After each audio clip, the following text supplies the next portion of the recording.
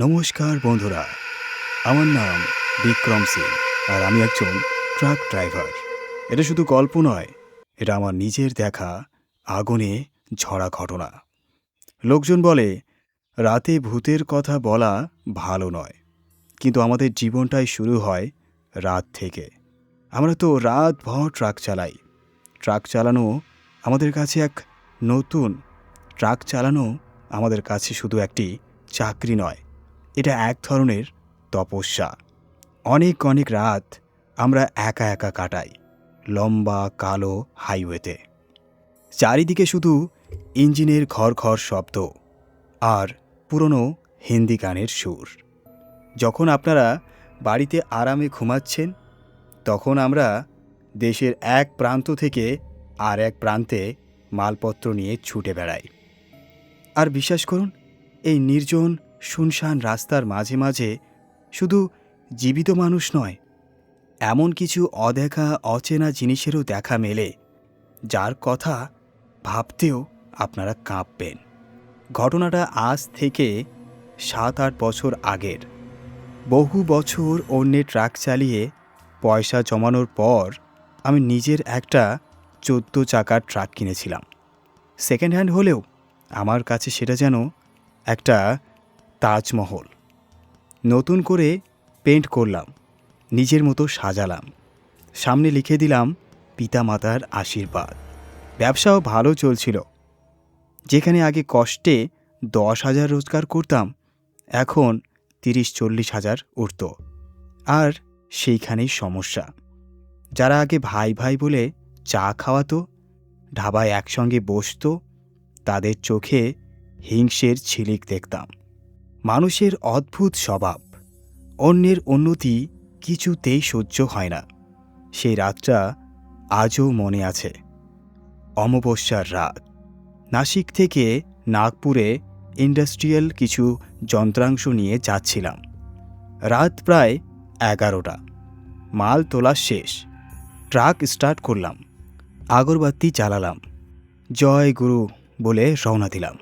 কেউ জানি না সেদিন রাস্তা অদ্ভুত নির্জন ছিল, বিশেষ করে মালসেজ ঘাটের দিকটা। বৃষ্টি একটু আগে থেমেছে। রাস্তায় হালকা কুয়াশা।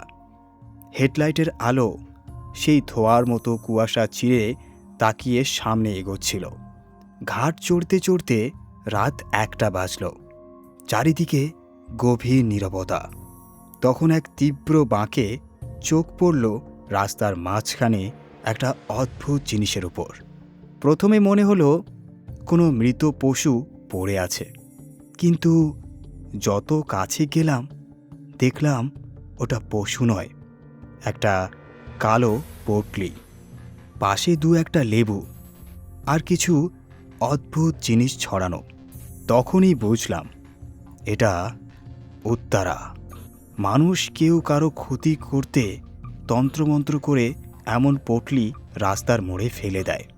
বিশ্বাস, যে গাড়ি সেটা পিষে যাবে তারই কপালে নেমে আসবে সব অশুভ। আমরা ড্রাইভাররা এসব রোজ দেখি, এড়িয়ে চলাই অভ্যাস। কিন্তু সেদিন ভুল হয়ে গেছিল। বাঁদিকে গভীর খাড়া খাদ, ডান দিকে পাহাড়। ব্রেক করার সময় ছিল না। পোটলিটা পিষে উঠতেই হলো। দেখিনি, কিন্তু অনুভব করলাম সামনের চাকা লেবু আর পোটলিটার উপর দিয়েই গেল।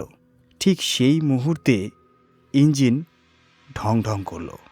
ক্যাবিনেটের লাইট, যা সব সময় বন্ধ থাকে, হঠাৎ ঝাপঝাপ করে জ্বলতে লাগলো। আমি ড্যাশবোর্ডের দিকে তাকাচ্ছিলাম। তারই মধ্যে বরফ ঠান্ডা বাতাসের এক ঝটকা কেবিনের ভিতর দিয়ে বয়ে গেল। এসি বন্ধ, কাঁচ পুরো তোলা, তবুও সেই ঠান্ডা আমার হাড়ের ভিতর ঢুকে কাঁপিয়ে দিল। আমি গালাগাল দিয়ে ট্রাক আরও এগিয়ে নিয়ে গেলাম। ঘাট শেষ হতে এক ছোট্ট টিফিন চায়ের দোকানের সামনে থামলাম। নেমে টায়ার দেখার জন্য আমি সামনের দিকে গেলাম। চাকার গায়ে লেবুর রস, হলুদ খোসা, আরও কিছু অদ্ভুত জিনিস লেগে আছে। এক্সেল রডে আটকে আছে কালো ভিজে কাপড়। ওটা দেখে গা যেন আমার ঘিন ঘিন করছিল। একটা কাঠি দিয়ে খোঁচা মারতেই কাপড়ের ভিতর থেকে কিছু পড়ে গেল।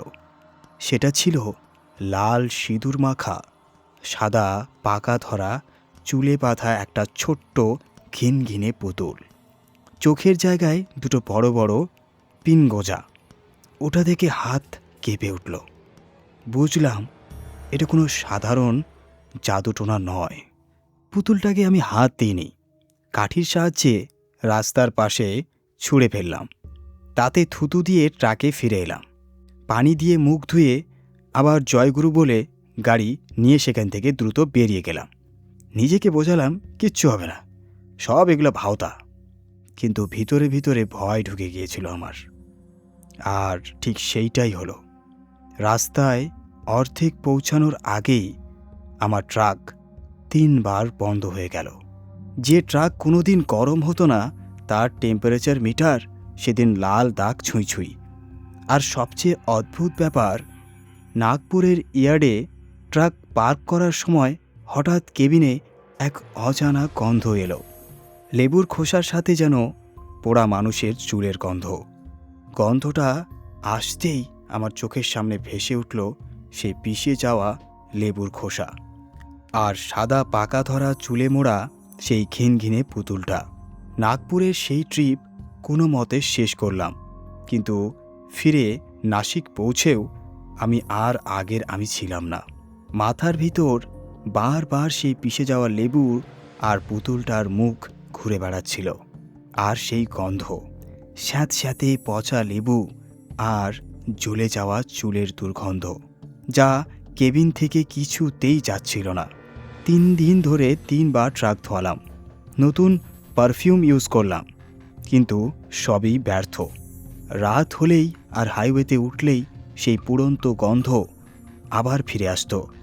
আমি বুঝতেই পারছিলাম না কেন, কিন্তু কোথাও যেন গভীর একটা ভয় ঢুকে গিয়েছিল আমার মধ্যে। ট্রাকে উঠতেও ভয় লাগতো। মনে হতো আমার সঙ্গে কেবিনে আর কেউ আছে, অদেখা অচেনা কিছু। দিন যেতে যেতে তার প্রভাব পড়ল কাজেও। যে উন্নতি দেখে লোকজন চলে যাচ্ছিল সেটা একেবারে ভেঙে পড়তে শুরু করল। শুরুটা হয়েছিল একটি অর্ডার দিয়ে। বরিভাল্লি বড় লোড সিমেন্টের বস্তা সব লোড করে রাত দুপুরে রওনা দিলাম। কসরা ঘাটে উঠেছি, হঠাৎ ট্রাক ঝাঁকি দিয়ে বন্ধ হয়ে গেল। কিছুই বুঝতে পারছিলাম না। যে ট্রাক নিজের সন্তানের মতো যত্ন করতাম, আজ সেটা যেন ইচ্ছে করে আমাকে ফেলে দিচ্ছে মাঠে। নেমে দেখলাম সব ঠিক আছে, তেল জল সব কিছুই ঠিকঠাক, তবুও স্টার্ট হলো না। সারা রাত সেই শুনশান ঘাটে ডেড ট্রাকের ভিতর একা বসে রইলাম। কিন্তু সেটি কোনো সাধারণ রাত ছিল না। সেই রাতে আমি 2টি অদ্ভুত শব্দ শুনলাম। প্রথম শব্দ, ট্রাকের পিছন থেকে যেন কেউ সিমেন্টের বস্তা টেনে নিয়ে যাচ্ছে, ঘর্ষণের শব্দ। বার 2-3 পিছনে গিয়ে দেখলামও কিছুই নেই। আর দ্বিতীয় শব্দ সবচেয়ে ভয়ঙ্কর, যা আমাকে পুরো রাত তটস্থ করে রেখেছিল। কেবিনের ভিতর থেকেই আমার ঘুমের মাথায় বা চোখ লাগার ঠিক মুহূর্তে খুব খুব ধীর এক ফিসফিসে আওয়াজ, যেন গভীর শুনশান অন্ধকারে দাঁড়িয়ে কোনো মহিলা কাঁদছে। মনে হতো বহুদূর মরুভূমির মতো এক ভয়াল নীরবতায় সে কাঁদছে। তারপর সেই কান্না ধীরে ধীরে কাছে আসতে থাকে। মনে হতো অন্ধকার চিরে দৌড়ে ছুটে সেই কান্না আমার দিকে এগিয়ে আসছে, কিন্তু আমি তাকে দেখতে পাচ্ছি না, শুধু অনুভব করছি সে ক্রমে আরও কাছে, আরও কাছে। আর কান্না একেবারে কেবিনের গা ঘেঁষলে আমি ঘামা দেহ নিয়ে ঘুম ভেঙে উঠতাম। তবু সত্যি বলছি, ভয় পেয়েও আমি ট্রাক রেখে কোথাও যাইনি। কাঁপতে কাঁপতে রাতটা কাটিয়েছিলাম। ভোরে একজন মেকানিক এলো, বনেট খুলে 2টা তার নেড়ে দিল, বলল, পাজি সব চাঙ্গা, স্টার্ট করো। এক সেলফেই ট্রাক স্টার্ট। আমি হতভম্ব হয়ে গিয়েছিলাম। কিভাবে সম্ভব? জবাব আমার নিজের কাছেও নেই। ডেলিভারি দেরি হওয়ায় সেই অর্ডারের পুরো টাকা কেটে নেওয়া হলো। এটা ছিল কেবল শুরু। সপ্তাহের পর সপ্তাহ আমার ব্যবসা ভেঙে পড়তে লাগলো। কখনো টায়ার ফেটে যেত, কখনো ইঞ্জিন ওভারহিট, কখনো ব্রেকই কাজ করতো না। যে ক্লায়েন্টরা অ্যাডভান্স দিত এখন তারা ফোনও ধরতো না। পয়সা যেমন হাতছাড়া হচ্ছিল, আমিও তেমন বদলাতে লাগলাম। হাসি খুশি স্বভাব চড়ে গেল চটে যাওয়া মেজাজে। ঢাবায় ন্যূনতম কোথাও ঝগড়া, চায়ের দোকানদারদের গালাগালি। বন্ধুরা আমায় এড়িয়ে চলা শুরু করলো। কেউ কেউ বলতো, বিক্রম, তুই আগে যেমন ছিলি এখন আর তেমন নেই। চোখ লাল হয়ে থাকে, যেন বহুদিন ঘুমাসনি। আসলে ওরা সত্যি ঠিকই বলছিল। আমি সত্যি সত্যি ঘুমাতে পারতাম না। মনে হতো কেবিনে শুলেই শরীরের উপর দিয়ে কিছু একটা হেঁটে যাচ্ছে। সেই রাতের বরফ ঠান্ডা বাতাস যেন এখন আমার শরীরের সঙ্গী হয়ে গেছে। গরম কম্বলেও আমার দাঁত কাঁপত। আর সবচেয়ে মারাত্মক ব্যাপার, আমার ব্ল্যাকআউট শুরু হলো। আমি ঠিক করে বুঝতে পারলাম না, কিন্তু চেষ্টা করি। আমি ট্রাক চালাচ্ছি, হাইওয়ে পরিষ্কার, সব ঠিকঠাক। হঠাৎ চোখ খুলল, দেখি সকাল 5-6টা বাজে। ট্রাক হাইওয়ে ছেড়ে কোনো অচেনা নির্জন জায়গায় দাঁড়িয়ে। কখনো কাঁচা রাস্তা, কখনো কোনো অজানা গ্রামের ধারে। মনে হতো কেউ যেন আমার মাথার সুইচ অফ করে নিজের ইচ্ছে মতো ট্রাক নিয়ে গেছে। ইঞ্জিন বন্ধ, আর কেবিনে আবার সেই একই ভয়াল দুর্গন্ধ। স্টিয়ারিং যেন লেবুর রসে ভেজা, চটচটে। আর সবচেয়ে ভয়ের কথা, আমার একটুও মনে থাকতো না আমি এখানে কিভাবে এলাম। এত কিছু হওয়ার পরও আমি নিজেকে বুঝিয়ে বলতাম, সব ঠিক আছে, কিচ্ছু হয়নি। কিন্তু এক রাত, হ্যাঁ, শুধু এক রাতেই আমি পুরো ভেঙে পড়লাম। যে ট্রাক আমার গর্ব ছিল, তার কিস্তি বকেয়া জমতে লাগলো। ব্যাংকের ফোন রোজ আসতো, গাড়ি ডিপোতেই পড়ে থাকতো। কোনো কাজ নেই, কোনো ডেলিভারি নেই। এভাবেই ধীরে ধীরে আমার সাহস ভেঙে গেল। একদিন দেখলাম সব ট্রাক একে একে বেরিয়ে গেল, শুধু আমারটা কোনায় শেষ সারিতে নিঃসঙ্গ দাঁড়িয়ে। আর আমি তখন স্টিয়ারিং হুইলের উপর মাথা ঠুকে ঠুকে কাঁদছিলাম। হে মা কালী, আমি কি পাপ করেছিলাম। ঠিক তখনই কিছু অনুভব করলাম। কেবিন অন্ধকার। আমার চোখ পড়ল নিজের সিটের নিচে কোনো ঝকঝকে জিনিসে। ঝুঁকে তুলে দেখি ওটা একটা পিন। সম্ভবত সেই একই পিন যেটা ওই পুতুলের চোখে গোঁজা ছিল। এখানে আমার কেবিনে সেটা এলো কিভাবে? আমি বোঝার আগেই পিছনে স্লিপার বার্থ থেকে এক মহিলার চাপা হাসির শব্দ ভেসে এলো, ঠিক সেই জায়গা থেকেই যেখানে কিছুক্ষণ আগেই আমি ঘুমাতে গিয়েছিলাম। সেই শব্দ শুনে আমার রক্ত যেন শিরায় জমে গেল। কে কে আছে? বিদ্যুতের মতো ঘুরে ড্যাশবোর্ড থেকে ভারী টর্চ তুলে নিলাম। আলো ফেলে দিলাম বার্থের উপর ঝুলে থাকা সেই নোংরা কম্বলের দিকে। কিন্তু সেখানে দেখি কেউ নেই, শুধু কম্বলটা পড়ে আছে। কিন্তু টর্চের আলো পড়তেই সেই গন্ধ, পচা লেবু আর জলা চুলের ভোঁতা গন্ধ হঠাৎ এত তীব্র হয়ে উঠল যে আমার নিঃশ্বাস বন্ধ হয়ে আসছিল। চোখ জ্বলতে লাগলো, জল বয়ে পড়ছে চোখ থেকে। ঠিক তখনই আমার চোখের সামনে কম্বলটা একটুখানি নড়ল, যেন তার নিচে কেউ খুব ধীরে, খুব শান্ত অবস্থায় বসে নিঃশ্বাস নিচ্ছে। কাঁপতে কাঁপতে আমি হাত রাখলাম কম্বলের উপর। মনে হলো বরফ। সেই জায়গাটা বরফের মতো ঠান্ডা। যেখানে কয়েক সেকেন্ড আগে আমি সেই হাসি শুনেছিলাম, এখন মনে হচ্ছে যেন কেউ সেখানে বরফ চেপে রেখেছিল। আমি চিৎকার করে দরজা খুলে নিচে লাফ দিলাম। বাঁচার পর সেই স্লিপার বার্থের পর্দা আমি চিরতরে টেনে দিলাম। তারপর থেকে আমি সিটে মাথা রেখে একটু আধটু ঝিমোতে লাগলাম। কিন্তু ঘুম যেন আমার সঙ্গে সম্পর্কই ছিন্ন করল। এভাবেই আর একটা অমাবস্যা এলো। বাড়িতে ব্যাংকের নোটিশ পৌঁছে গেল। যদি 7 তারিখের মধ্যে কিস্তি না দিই তারা গাড়ি তুলে নেবে। আর 2 দিন পরেই 7 তারিখ, আর আজ অমাবস্যা। ওই রাতের ঘটনার পর আমি রাতের ট্রিপ বন্ধ করে দিয়েছিলাম, কিন্তু এবার উপায় ছিল না, কিছু না কিছু কাজ করতেই হবে। সেই রাতে আমাকে খানদেশে মাল নিয়ে যেতে হতো। আমি জ্বরে কাঁপছিলাম, কিন্তু ভিতরটা বরফ ঠান্ডা। রাত প্রায় 2টো, তাই 40 গাঁওর কাছে একটা পুরনো ঢাবায় সেখানে থামলাম। 4-5 জন ড্রাইভার বসেছিল।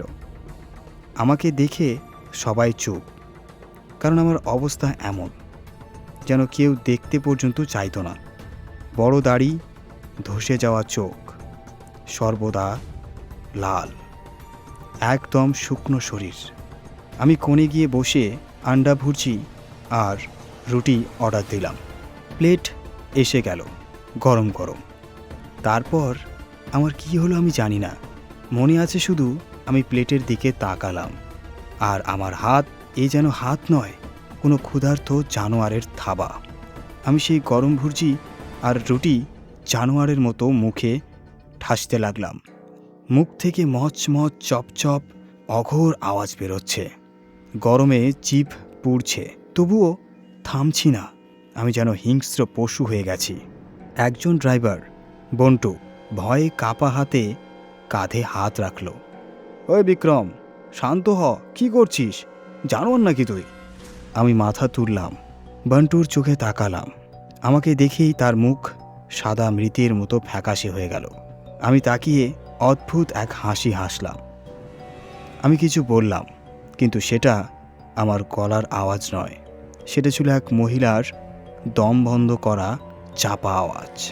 খিদে খিদে এখনও লাগছে, অনেক খিদে লাগছে আমার বন্টু, অনেক খিদে। এই কথা বলেই আমি বন্টুর প্লেটের দিকে হাত বাড়ালাম। ভূত ভূত চিৎকার করে পিছিয়ে গেল বন্টু।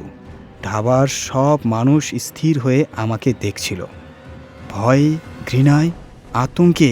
আর আমি মাটিতে হাঁটু গেড়ে যে ভুর্জি নিচে পড়েছিল সেটা আঙুল দিয়ে কুড়িয়ে খাচ্ছিলাম, ঠিক ঠিক কোনো পশুর মতো। হঠাৎ আমার হুঁশ ফিরল। দেখলাম আমি মাটিতে, মানুষ নয়, যেন কুকুর হয়ে গেছি। সবাই ভয়ে দূরে গিয়ে দাঁড়িয়ে। ওগুলো দেখে আমি ভেঙে পড়লাম, কেঁদে ফেললাম। দাম না দিয়ে ট্রাকের দিকে দৌড়ে গেলাম। হাইওয়েতে উঠে ট্রাক সরাসরি বদলাপুরের রাস্তায় চালালাম।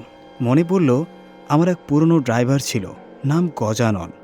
সে বলতো বদলাপুরে এক তান্ত্রিক থাকে, নাম তারানাথ তান্ত্রিক, যে নানা রকম করণী, জাদু, ছায়া, বাধাটনা এই সমস্ত চেনেন এবং বুঝতে পারেন, এবং সেখান থেকে সেটাকে কাটাতেও পারেন। আমি এইসব কথা আগে কখনো বিশ্বাস করিনি, কিন্তু আজ এটাই যেন আমার শেষ আশা। পাগলের মতো ট্রাক চালাতে লাগলাম। বদলাপুরের বাইপাস এখন আমার কাছে জীবন মৃত্যুর সীমানা। হাত কাঁপছে। বারবার সাইড মিররে পিছনের স্লিপার বার্থের পর্দার দিকে তাকাচ্ছিলাম। ভয় ছিল, যদি সেই ভেজা ফুলে ওঠা মুখটা আমার দিকে তাকিয়ে থাকে। বদলাপুরে পৌঁছে আমি আমার ড্রাইভার গজাননকে খুঁজলাম। কেউ চিনল না। পাশে আরেকটা ঢাবায় গিয়ে কাঁপা গলায় ফেটে যাওয়া শব্দে শুধু বললাম, তারানাথ তান্ত্রিককে কোথায় পাওয়া যাবে? ঢাবার মালিক আমাকে কিছুক্ষণ দেখল, তারপর মুখে থাকা কিছু একটা ফেলে দিয়ে আমাকে বলল, আগে হাইওয়ের ওই পারে, যেখানে সব ভাঙাচোরা গাড়িগুলো পড়ে আছে না, সেখানেই তাকে পাওয়া যাবে। কিন্তু আমি যতদূর জানি সে জীবন্ত মানুষের ঝামেলা দূর করে, মৃতদের নয়। তার কথা শেষ হওয়ার আগেই আমি দৌড়ে সেখান থেকে বেরিয়ে এলাম। আমি ছুটে হাইওয়ের ওই পারের দিকে গেলাম। ভাঙাচোরা মরিচে ধরা ট্রাকের এক কবরস্থানের মাঝখানে একটা পুরনো অর্ধভাঙা বাসের বডি পড়েছিল। সম্ভবত ওটাই তারানাথ তান্ত্রিকের ডেরা। ভেতর থেকে আগরবাতি জ্বলছে, সস্তার তামাক আর জ্বলে যাওয়া ডিজেলের তীব্র গন্ধ বের হচ্ছিল। আমি ভিতরে ঢুকে দেখি গাঢ় অন্ধকার, আর তার মধ্যে এক কোণে পুরনো ট্রাকের একটা ছেঁড়া সিটের উপর কেউ কুঁজো হয়ে বসে আছে। বাবা, আমি ডাকলাম, কিন্তু কোনো রকম নড়াচড়া নেই। সে 70 পেরোনো এক বুড়ো লোক, গায়ে শুধু মলিন লুঙ্গি, আর এক চোখ স্বাভাবিক, আর একটা পুরো দুধ সাদা। অন্ধকারেও যেন জল জল করছিল। তারানাথের সেই সাদা চোখটা আমার দিকে তাকিয়ে গর্জে উঠল, বল, কি হয়েছে? আমি একজন ট্রাক ড্রাইভার। সেই বাসের মেঝেতে বসে ছোট্ট ছেলের মতো হাউমাউ করে কেঁদে ফেললাম। সব বললাম। ওই উত্তারা, ওই বরফের মতো ঠান্ডা, বারবার ট্রাক বন্ধ হয়ে যাওয়া, সেই পিন, আর ধাবাতে যা ভয়ঙ্কর ঘটেছিল তা। যখন আমি মাটিতে পড়ে পশুর মতো খাবার খেয়েছিলাম। বাবা সব শুনে শুধু নিঃশ্বাস ফেলল, যেন গুড়িয়ার মাথা দোলানোর মতো। আমি চুপ হতেই সে নিজের পকেট থেকে এক চিমটি ছাই বের করে বাতাসে ছড়িয়ে দিল। তারপর কর্কশ গলায় বলল, জ্বলন, তোর উন্নতি কাউকে ভালো লাগেনি। বিক্রম, বিক্রম সিং, এটাই তো তোর নাম, তাই না? দেখ, এটা সাধারণ ভূত প্রেত না, এটা বাঙালি করণী, এক পিশাচিনী, যে উন্নতর পথ বন্ধ করে দেয়। যে তোর উপর লাগিয়েছে সে খুব খারাপ মানসিকতার মানুষ। ও আগে রাস্তা খায়, তারপর গাড়ি খায়, আর শেষে নিজের মালিককে খায়। তার কথা শুনে আমার গা শিউরে উঠল। আমি কাঁপতে কাঁপতে বললাম, বাবা, এটা আমার ট্রাক থেকে, আমার শরীর থেকে, আমার জীবন থেকে বের করে দিন। চুপ! তিনি একটা জিনিস আমার দিকে ছুঁড়ে মারলেন। ও তোর শরীরে নয়, গাড়িতে আছে। যাকে তুই পিষেছিলি ওটা তোর ট্রাকের গায়ে লেগে গেছে। এখন সে তোর গাড়িকে নিজের বাড়ি বানিয়ে বসে আছে। যতক্ষণ না ওর গন্তব্যে পৌঁছায় ও সাওয়ারি রেখে যাবে না। সেই তান্ত্রিকের অন্ধকারেও তার দুধ সাদা চোখটা যেন আমাকে বিদ্ধ করে ফেলেছিল। তারপর তিনি আমাকে বললেন, যা, ওই চাকার অ্যাঙ্গেল থেকে গ্রিস তুলে আন। আমার পা যেন আটকে গিয়েছিল। সে চিৎকার করে আবার বলল, যা। সে চিৎকার করে আবার উঠতেই আমি কাঁপতে কাঁপতে ট্রাকের দিকে দৌড়ালাম। রাত তখন 3টা। আমি ট্রাকের চাকার নিচে শুয়ে কাঁপতে কাঁপতে সেই কালচে ঠান্ডা গ্রিসটা আঙ্গুলে মাখলাম। দৌড়ে ফিরে এলাম। বাবা একটা স্টিলের বাটি নিল, তাতে ডিজেল ঢালল। আমার আঙ্গুলের গ্রিসটা সেই ডিজেলে চেপে দিল। তারপর পকেট থেকে একটা বিড়ি বের করল, ধরালো, আর জ্বলন্ত বিড়িটা বাতির ভেতর ছুঁয়ে দিল। থাম করে একটা বড় শব্দে সবুজাভাব নোংরা আগুন ভেসে উঠল। পুরো বাসটা পচা লেবু আর জ্বলে যাওয়া চুলের নোংরা গন্ধে ভরে গেল। বাবা সেই সবুজ আগুনের দিকে তাকিয়ে রইল। হঠাৎ তার গলা বদলে গেল। এবার অন্য কারো গলার আওয়াজ। দেখতে পাচ্ছি, সব দেখতে পাচ্ছি।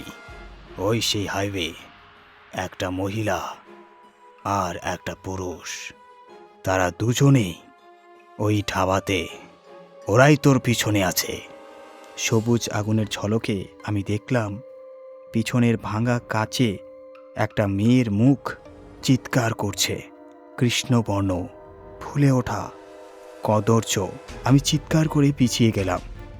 বাবা সঙ্গে সঙ্গে এক মুঠো ছাই আগুনে ফেলে দিল। ফু করে সব নিভে গেল। পুরো বাসটা কবরের মতো নিস্তব্ধ। বাবা ঘুরে আমার দিকে তাকালো। বিক্রম, দুটো রাস্তা, ট্রাক, জীবন সব ছেড়ে পালিয়ে যা, অথবা একটা করণী যেটা সব কিছু উল্টে দেয় সেটা করতে হবে। যে এই কাজটা করেছে তেমনি সেই কাজটা তার উপরও করতে হবে। যে পাঠিয়েছে পিশাচিনীকে, সেই পিশাচিনী যেন তার কাছেই ফিরে যায়। আমি রাজি বাবা, আমি তাকে ছাড়ব না, কখনো না। বাবা হেসে কাঁধে চাপড় মারল। এত সহজ না, ও পিশাচিনী অত তাড়াতাড়ি ছাড়ে না। ও তোর গাড়িকেই নিজের ঘর বানিয়ে ফেলেছে। ওকে বাইরে আনতে হলে সেই গাড়িতে আগে ঢুকতে হবে। আর চারা হিসেবে কে ঢুকবে জানিস? তুই। সেই রাতে ভাঙা ট্রাকের কবরস্থানের বাতাসও নিঃশ্বাস থামিয়ে দাঁড়িয়েছিল। শুনশান চারিদিক, নিজের হৃদস্পন্দনও হাতুড়ির মতো শুনতে পাচ্ছিলাম। বাবা তারানাথ ট্রাকের কেবিনে উঠতেই সাসপেনশন ক্যাচ ক্যাচ করে উঠল, যেন ট্রাকের ওজন হঠাৎ দ্বিগুণ হয়ে গেছে। পচা লেবু আর পোড়া মাংসের গন্ধ অসহ্য হয়ে উঠল। চোখে মনে হচ্ছিল কেউ অ্যাসিড ঢেলে দিয়েছে। বাবা একটা জং ধরা বিশাল পানা আমার কোলে রাখল। ওটার সঙ্গে বাঁধা লাল সুতোটা রক্তের মতো দেখাচ্ছিল। বাবা আমার চোখে চোখ রাখল। সেই দুধ সাদা চোখটা এবার কাঁপছিল। বিক্রম, আজ রাত শুধু তোর পরীক্ষা না। ও পিশাচ, ভূত না, ও অনেক ক্ষুধার্ত। আজ আমরা তাকে তোর গাড়ি থেকে, তোর জীবন থেকে উধাও করব। মনে রাখিস, ও তোকে ছাড়বে না সহজে। তাই সাবধানে থাকিস আর আমার কথাগুলো ভালো করে মনে রাখ। এই বলে সে আমার কলার চেপে আমাকে নিজের দিকে টেনে নিল।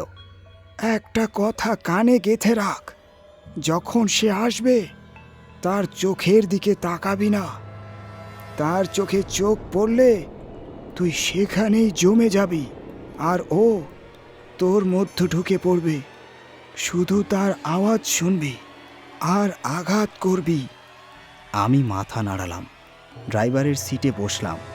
স্টিয়ারিং এমন জোরে চেপে ধরলাম যে আঙ্গুলের কাঠ সাদা হয়ে গেল।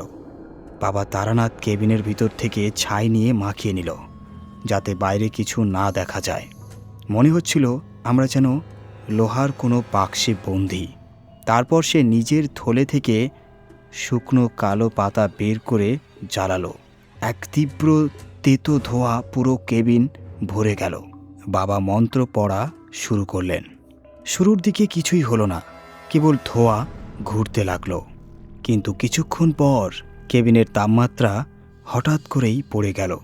এত ঠান্ডা যে ভেতর থেকে উইন্ডশিল্ডে ফাটল ধরতে শুরু করলো। ড্যাশবোর্ডের ধুলোর উপর বরফের পাতলা আস্তরণ জমে গেল। আমি ঠান্ডায় দাঁত কপাটি খাচ্ছিলাম, তবুও চোয়াল শক্ত করে বসে রইলাম। ঠিক তখনই কেবিনের মেঝের নিচ থেকে একটা শব্দ উঠল, যেন কেউ ট্রাকের নিচে শুয়ে লোহার তলা নখ দিয়ে খুঁড়ছে। আর সেই শব্দ ধীরে ধীরে উপরে উঠছে। শব্দটা এত তীক্ষ্ণ যে আমার কান অবশ হয়ে গেল। নড়িস না বিক্রম, তারানাথ চেঁচিয়ে উঠলেন। তার নাক দিয়ে রক্ত পড়ছিল। ঠিক সেই মুহূর্তে আমার সিট বেল্ট, যেটা আমি লাগাইনি, নিজে থেকেই টেনে আমার গলায় জড়িয়ে গেল। জীবন্ত সাপের মতো শক্ত করে চেপে ধরেছিল। আমার নিঃশ্বাস বন্ধ হয়ে আসছিল। আমি হাত পা ছুঁড়ে বেল্টটা ছাড়ানোর চেষ্টা করছিলাম। তখন স্লিপার বার্থের পর্দা, যেটা অনেকক্ষণ বন্ধ ছিল, এক ঝটকায় দুলে উঠল। আর তার আড়াল থেকে একটা হাত বেরিয়ে এলো। হাত না, জ্বলে যাওয়া কালো চামড়া আর ভাঙা হাতের কঙ্কাল। সেই হাত থেকে কালচে আঠালো জল টপ টপ করে পড়ছিল। হাতটা আমার ঘাড়ের পেছনে চেপে ধরল। লোহার মতন শক্ত, বরফের মতো ঠান্ডা, কিন্তু তবুও ত্বক পুড়িয়ে দিচ্ছিল আমার কানের ঠিক পাশে একটা স্যাঁতসেঁতে পচা জিহ্বার শব্দ ফস ফস করছিল। আমার পুরো শরীর অবশ হয়ে যাচ্ছিল, চোখের সামনে অন্ধকার নেমে আসছিল। ঠিক তখনই বাবা তারানাথ নিজের তালুতে জ্বলা কর্পূর চেপে সেই কালো হাতে ধরিয়ে দিলেন। একটা পোড়া মাংসের মতো শব্দ, আর তারপর এক ভয়ঙ্কর অসহ্য চিৎকারে কেবিন কেঁপে উঠল। হাতটা আমাকে ছেড়ে দিল। আমি সামনের দিকে ঢলে পড়লাম। বিক্রম, এখন মার। বাবা গর্জে উঠলেন, স্লিপার বার্থ, সে সেখানেই লুকিয়ে আছে, মার। আমি কাঁপতে থাকা হাতে সেই ভারী পানা তুললাম। মনে হচ্ছিল কাঁধে মন মন পাথর চাপা। জোর করে পিছনে ঘুরলাম। স্লিপার বার্থের পর্দা ছিঁড়ে গেছে। অন্ধকার কোণে সে বসে আছে। সে কোনো পুতুল নয়, সে একজন মহিলা, যার শরীর দুর্ঘটনায় পিষে গিয়েছিল। তার মাথা দেহের সঙ্গে উল্টোভাবে লেগে আছে। চোখ নেই, চোখের জায়গায় গভীর দুইটা কালো গর্ত, যেখানে অনেকগুলো পোকা নড়ছে। সে আমাকে দেখে হাসল। তার ভাঙা দাঁত, কালো ছেঁড়া মাড়ি দেখা গেল। মুখ খুলতেই হাজারো মাছির গুঞ্জন বেরোলো। সে আমার দিকে ঝাঁপিয়ে পড়ল। জয় মা কালী! আমি চোখ বন্ধ করে শেষ শক্তিটুকু দিয়ে পানা ঘুরিয়ে তার মুখে এমন আঘাত করলাম, শব্দ হলো যেন ভেজা কলস ভেঙে গেল। ট্রাক থরথর করে কেঁপে উঠল, যেন বাইরে কেউ বোমা ফাটিয়েছে। সেই পিশাচিনী ধোঁয়ার মতো ছেড়ে গেল, কিন্তু ছেড়ে যাওয়ার ফাঁকে তার কালচে আঠালো রক্ত আমার মুখে চোখে পড়ল। আর সেই অবস্থায় আমি বমি করতে করতে সিট থেকে মাটিতে পড়ে গেলাম। কেবিনে ঘূর্ণঝড় উঠে গেল। বাবার থালা, পাতা, ছাই সব উড়তে লাগলো। হেডলাইট পাগলের মতো টিমটিম করতে লাগলো। বাবা তারানাথ শেষ শক্তি দিয়ে সবুজ ছাই তুলে নিল। স্লিপার বার্থে ছুঁড়ে বললেন, যা, ফিরে যা। যে তোকে পাঠিয়েছে তাকেই গিয়ে খা, যা। হঠাৎ মনে হলো ট্রাকের ভেতর থেকে সব বাতাস কেউ টেনে নিল। তারপর নিস্তব্ধতা, সম্পূর্ণ নিস্তব্ধতা। ট্রাক তুলতে থাকা বন্ধ, লাইট নিভে যাওয়া, ঠান্ডা মিলিয়ে যাওয়া। তার জায়গায় ডিজেল আর খামের গন্ধ বাতাস। আমি মেঝেতে পড়ে হাঁপাচ্ছিলাম। ঘাড়ে কালো হাতের পোড়া দাগ, শরীরটা জ্বালা ব্যথায় ভেঙে পড়া। বাবা তারানাথ তান্ত্রিক সিটে লুটিয়ে পড়েছিলেন। নাক কান দিয়ে রক্তের সরু রেখা বয়ে যাচ্ছিল। কাপা হাতে তিনি ইশারা করে বললেন, চলে গেছে বিক্রম, কিন্তু পুরোপুরি না। সে এখন নিজের মালিককে খুঁজছে। যদি আবার ফিরে আসে তবে এই ট্রাক ফেলে পালিয়ে যাবি, কারণ তখন আমি আর কিচ্ছু করতে পারবো না। সেদিন রাতের পর সব বদলে গেল। এক সপ্তাহ আমি বিছানা থেকে উঠতে পারিনি। ভয়ানক জ্বর, শরীর ভেঙে পড়ছিল আমার। কিন্তু সুস্থ হয়ে যখন উঠলাম, ভয়টা আর ছিল না। ট্রাকটা যেন আমার হয়ে গেছে, কখনো বন্ধ হয় না। চলতি ফিরতি ভালোই চলছে। ট্রাক আবার রং করালাম। গন্ধটা চিরতরে চলে গেছে। 1 মাস কেটে গেল। অমাবস্যার রাত, আমি সেই 40 গ্রামের ধাবায় চা খাচ্ছিলাম। ট্রাকের উইন্ডশিল্ডে এখন বাবা তারানাথ তান্ত্রিকের দেওয়া কালো সুতো বাঁধা। ঠিক তখন ধাবায় হুলস্থুল। একটা পুলিশ জিপ এসে থামল। এক কনস্টেবল পানি চাইতে ঢুকল। আমি আর বান্টু দাঁড়িয়েছিলাম। বান্টু জিজ্ঞেস করল, কি হয়েছে সাহেব, অ্যাক্সিডেন্ট? কনস্টেবল জল খেতে খেতে বলল, অ্যাক্সিডেন্ট হলে তো ভালোই ছিল, কিন্তু ঘটনা অদ্ভুত। ঘাটের কাছে একটা নতুন ট্রাক পাওয়া গেছে। মালিক নিজেই চালাচ্ছিলেন। নাম রতন সিং ওরফে গজ্জু। আমার চায়ের গ্লাস ঠোঁটেই থমকে গেল। বান্টু জিজ্ঞেস করল, লুটপাট নাকি সাহেব? কনস্টেবল মাথা নাড়াল, মুখ ফ্যাকাশে করে। না, ট্রাক রাস্তার ধারে দাঁড়ানো ছিল, কিন্তু ভেতরের দৃশ্য। সে থামল। কি? বন্টু আবার জিজ্ঞেস করল। কনস্টেবল ফিসফিস করে বলল, 2 জন ছিল, গজ্জু আর তার বউ। ক্যাবিনে মৃত। স্টিয়ারিং হুইল সোজা গজ্জুর বুক ভেদ করে গেছে। কিন্তু অদ্ভুত ব্যাপার, তাদের দেহ পুরো কালো হয়ে গেছে, যেন ভেতর থেকে কেউ পুড়িয়ে দিয়েছে। আর কেবিন জুড়ে রক্ত নয়, কালো গ্রিস আর পচা লেবুর রস। ওর মুখে একটা পানা গুজিয়ে রাখা হয়েছে। এ বলে কনস্টেবল আমার দিকে তাকালো। মনে হচ্ছিল সে বুঝে গেছে আমি কিছু জানি। আমি কিছু বললাম না। চা খেলাম। চা তেতো ছিল, কিন্তু মনে অদ্ভুত শান্তি এলো। আমার পকেটে হাত দিলাম, সেই পিনটা ছিল। আমি সেটা বের করে চুপচাপ নালায় ফেলে দিলাম।